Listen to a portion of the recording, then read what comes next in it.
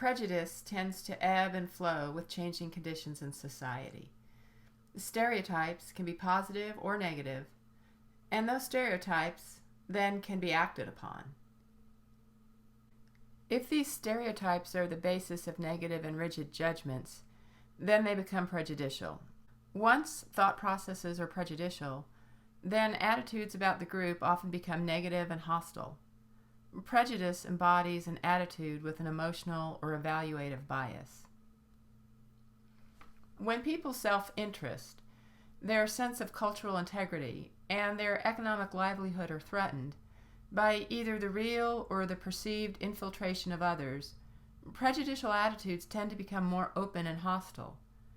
Prejudicial attitudes towards Muslims increased after the attacks on September 11, 2001.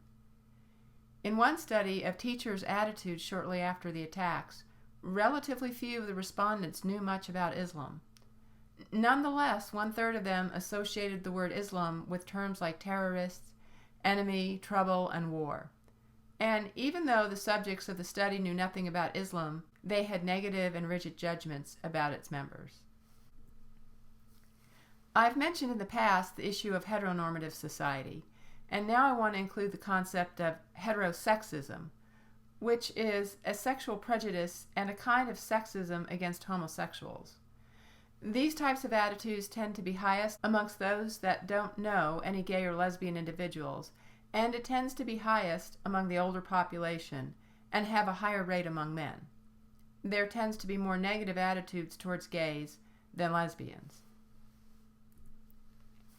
Sociologist Herbert Blumer introduced two other beliefs, entitlement and suspicion, that can transform individual-level prejudice into group-level prejudice. First, consider entitlement, the belief that one's group has a rightful claim to certain privileges and advantages. Historically, this feeling has translated into exclusive claims to resources such as upscale residential neighborhoods, financial benefits, prestigious occupations or professions, positions of control and authority in the government, membership in privileged schools, churches, and recreational facilities, positions of social prestige, and the symbols of these positions, and certain areas of intimacy and privacy. So the basic idea here is if a group believes that they are entitled to a certain privilege or advantage, and if that dominant group thinks that a subordinate group covets the privilege of the dominant group, then prejudice results.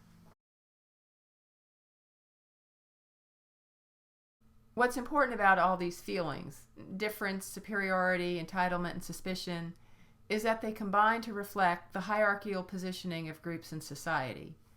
Feelings of superiority, by definition, place others below one's own group, and feelings of differentness place them beyond it.